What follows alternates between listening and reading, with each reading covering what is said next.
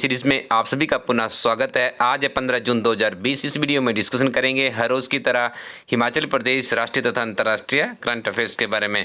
आइए सबसे पहले शुरुआत करते हैं हिमाचल प्रदेश करंट अफेयर से। पहला प्रश्न है 9 जून 2020 को लाहौल स्पीति में हिमाचल प्रदेश के किस मंत्री का स्थानीय लोगों द्वारा प्रवेश द्वार पर रोककर विरोध किया गया?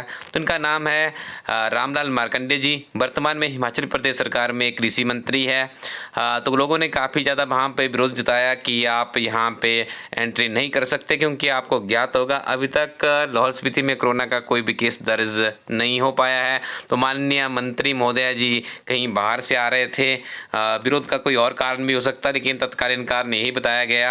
और उसके बाद देखिए किसी का रोड अवरोध करना भी अपराध माना जाता है। तो इसी के अगेंस्ट जो मिनिस्टर है इनके द्वारा वहाँ की स्थानीय जनता के अगेंस्ट केस भी दर्ज किए गए हैं।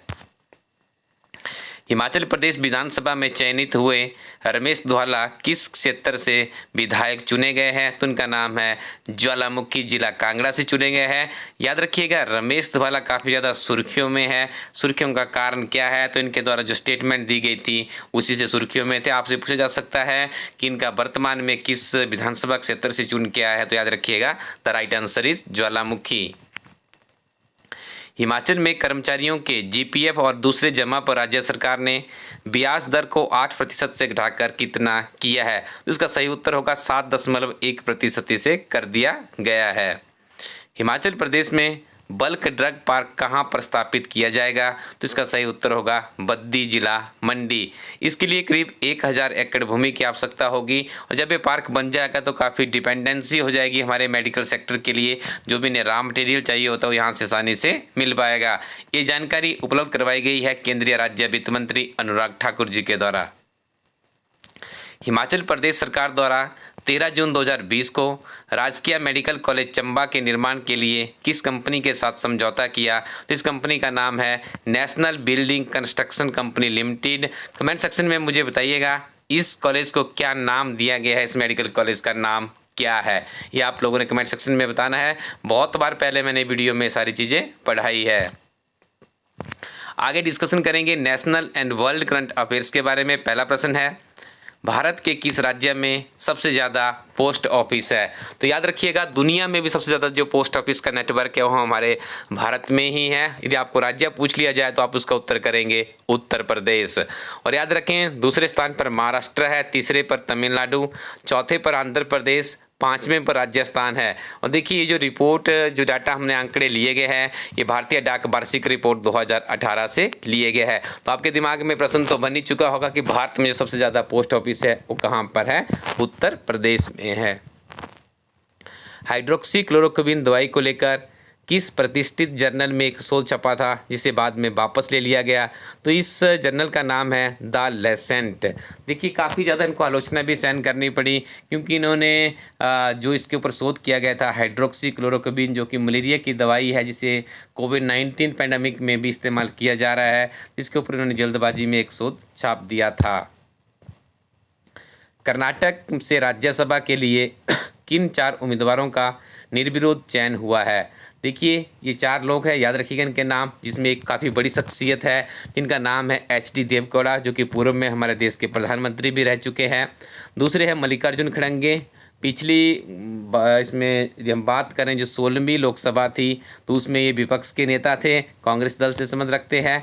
अशोक गस्ती तथा इन्ना कडाडी, इनका चयन हुआ है कर्नाटका से राज्यसभा के लिए। वर्ल्ड ब्लड डोनर डे यानी विश्व रक्तदाता दिवस कब बनाया जाता है? तो इसे बनाया जाता है 14 जून को। और इस वर्ष का थीम क्या था? This is very important, safe blood saves life. तो याद रखिएगा 14 जून को बनाया जाता है विश्व रक्तदाता दिवस और इस वर्ष का थीम था सेफ ब्लड सेव्स लाइफ। हाल ही में किस राज्य के मुख्यमंत्री द्वारा घर घर निगरानी मोबाइल ऐप लॉन्च किया गया? तो इस राज्य के मुख्यमंत्री का नाम आपने कमेंट सेक्शन में मुझे बताना है। और इसका सही उत्तर है पंजाब। और पंजाब में कांग्रेस दल की सरकार है, तो वहाँ पे कौन मुख्यमंत्री इनका नाम आप कमेंट सेक्शन में बताइएगा। अमेरिकी संसद में पहली हिंदू सांसद बनने वाली महिला कौन है? इनका नाम है तुलसी गबार्ड।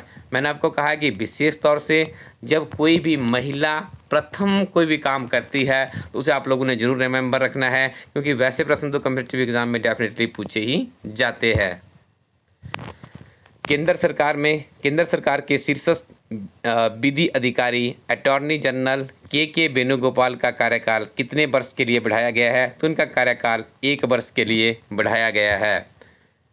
अगला प्रश्न है, दिल्ली के उपराज्यपाल कौन है? तो उनका नाम है अनिल बैजल। और दिल्ली में आम आदमी पार्टी की सरकार है, अरविंद केजरीवाल वहाँ पे आम आदमी पार्टी के मुख्यमंत्री है, मनीष सिसोदिया उप मुख्यमंत्री है।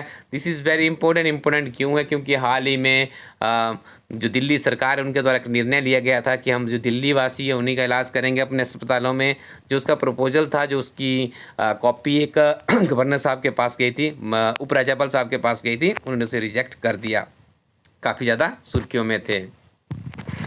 हाल ही में किस मंत्रालय द्वारा सहकारी कीजिएगा, यहाँ पे सहकारी मित्र इंटर्नशिप कार्यक्रम शुरू किया है? तो इस मंत्रालय का नाम है कृषि मंत्रालय। और आपको ज्ञात होगा भारत एक कृषि प्रधान देश है। कोविड-19 पैंडेमिक के बीच में भी ये कृषि प्रधान देश ही भारत की रीढ़ की हड्डी बना हुआ है। और याद रखिएगा, वर्तमान में हमारे जो केंद्रीय कृषि मंत्री हैं उनका नाम है नरेंद्र सिंह तोमर।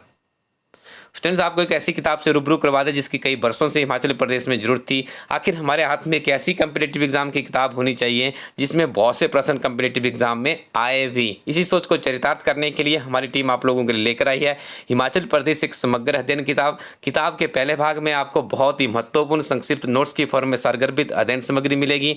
दूसरे पार्ट में आपको क्लर्क से लेकर एचएस तक परीक्षा के ओल्ड क्वेश्चन पेपर मिलेंगे। जब आप इन ओल्ड क्वेश्चन पेपर को पढ़ते तो आपको जो पार्ट किताब का पहला पार्ट है उसमें जो आपने पढ़ा होता है उसको आप इवेलुएट भी कर पाते हैं कि कितने प्रश्न पहले पूछे जा चुके हैं। और आपके दिमाग में एक विजन बन जाता है कि आने वाले समय में किस तरह के प्रश्न पूछे जा सकते हैं और इस किताब आपके लिए किस तरह से सहायक सिद्ध हो सकती है। तो ऐसी किताब की जरूरत थी और ये किताब नवीनतम जानकारी के साथ में अपने प्रथम एडिशन को लेकर उपलब्ध है हमारी वेबसाइट ilastudyco.in पर। यह किताब आपको 3 से 5 दिनों में इंडियन पोस्टल सर्विसेज के माध्यम से आपके घर पहुंच जाएगी।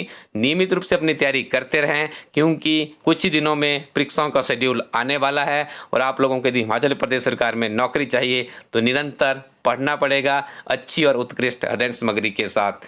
Thank you very much. Keep watching इला स्टडी यूट्यूब चैनल।